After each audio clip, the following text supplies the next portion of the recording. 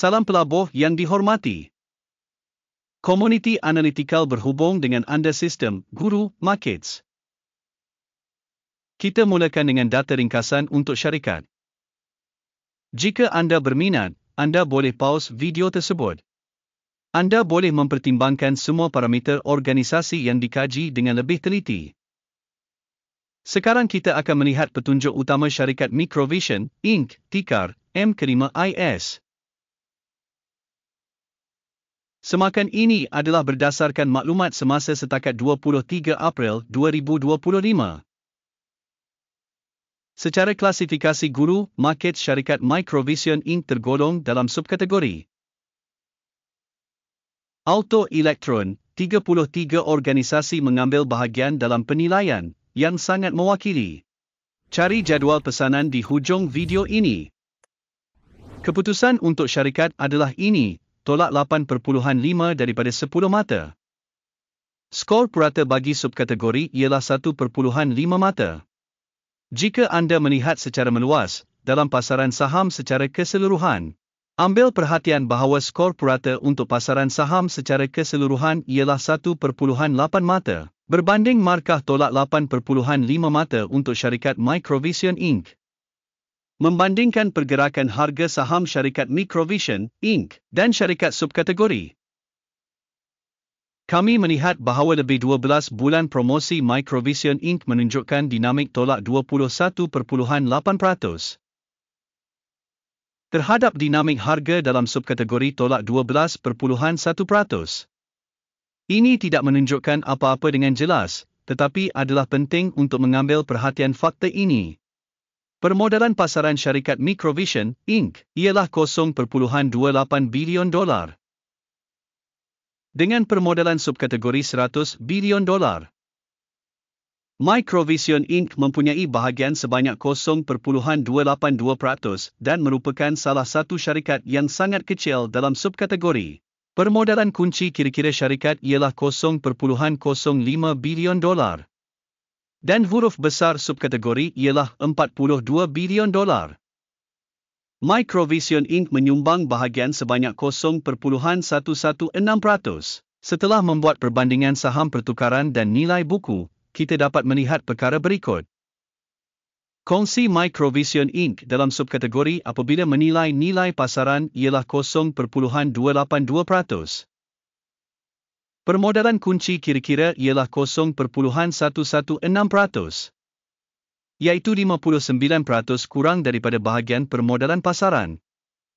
Penilaian bahagian pasaran dan nilai buku syarikat dalam subkategori buruk tolak 1 mata. Syarikat yang dikaji mempunyai liabiliti kewangan sebanyak 0.051 bilion. Liabiliti kewangan untuk permodalan buku menyumbang 102% daripada modal syarikat. Skor untuk obligasi hutang syarikat buruk tolak 1 mata. Nisbah harga saham kepada pendapatan syarikat ialah 0.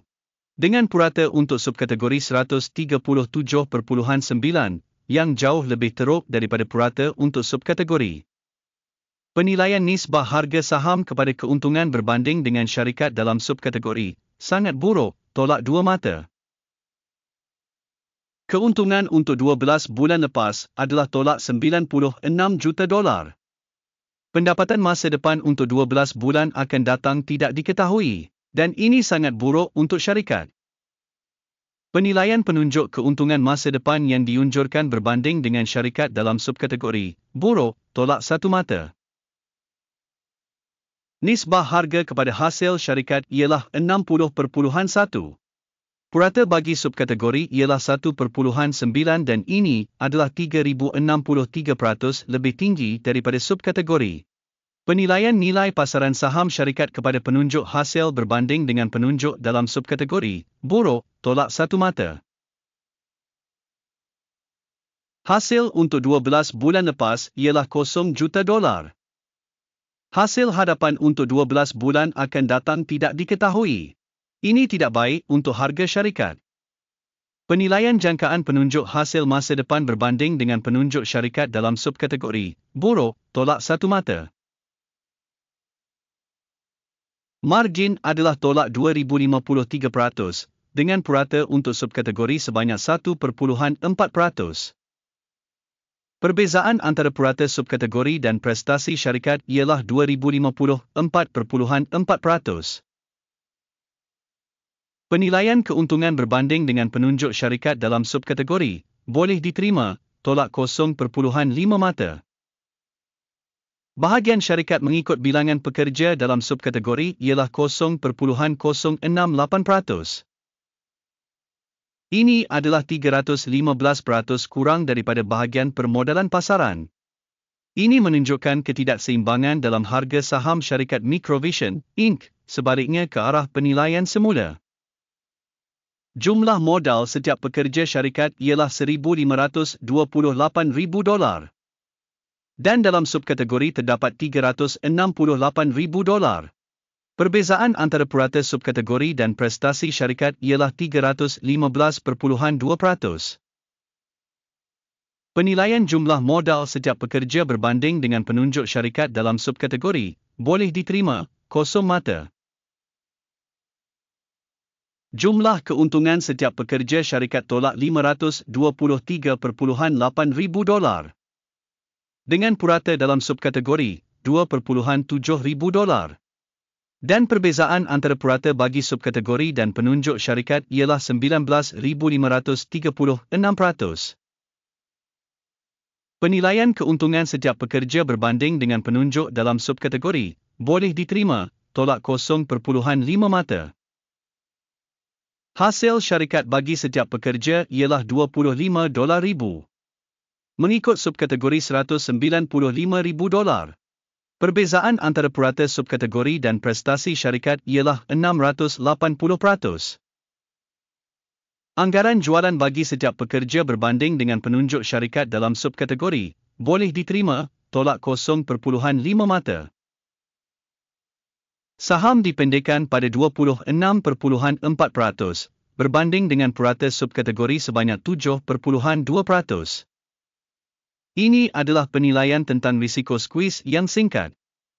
Penunjuk teknikal RSI 14 menunjukkan tahap 44% bagi syarikat Microvision Inc. Manakala bagi subkategori tahap RC 14 adalah lebih kurang 43%.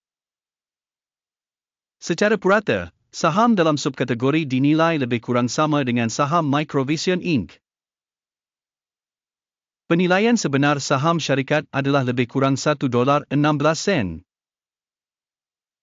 Sasaran harga konsensus untuk saham syarikat adalah lebih kurang $2.51. Perbezaan antara harga semasa dan ramalan konsensus adalah lebih kurang 117%. Mari lihat jadual pesanan. Ia tersedia untuk semua orang. Pautan kepadanya ada dalam komen yang disematkan. Jadual pesanan mengandungi semua keputusan yang dibuat sebelum ini dalam musim tertentu oleh maklumat penilaian saham dan sistem rujukan guru markets. Akses kepada jadual pesanan adalah percuma dan terbuka, pautan dalam ulasan yang disematkan. Berdasarkan analisis saham Microvision Inc. Sistem maklumat dan rujukan untuk penilaian saham guru market satu keputusan telah dibuat. Membuka dagangan jual pada harga $1.15 sesaham. Perjanjian itu dibuka kerana syarikat itu mempunyai rating yang agak rendah. Penilaian organisasi dibuat berdasarkan pendekatan penilaian indeks AKIM. Take profit ditetapkan pada 0.82. Stop loss ditetapkan pada 1.48. Sekiranya pesanan tidak ditutup oleh take profit atau stop loss, maka pesanan itu ditetapkan secara bebas pada akhir dagangan pada 23 Mei 2025 atau pada hari bekerja terakhir sebelum tarikh yang ditetapkan. Tikar akan menjadi pesanan belian utama. Video mengenai pesanan utama telah pun diterbitkan di saluran ini. Apabila menutup salah satu pesanan utama atau mengimbangi, satu lagi pesanan ditutup pada harga sebenar.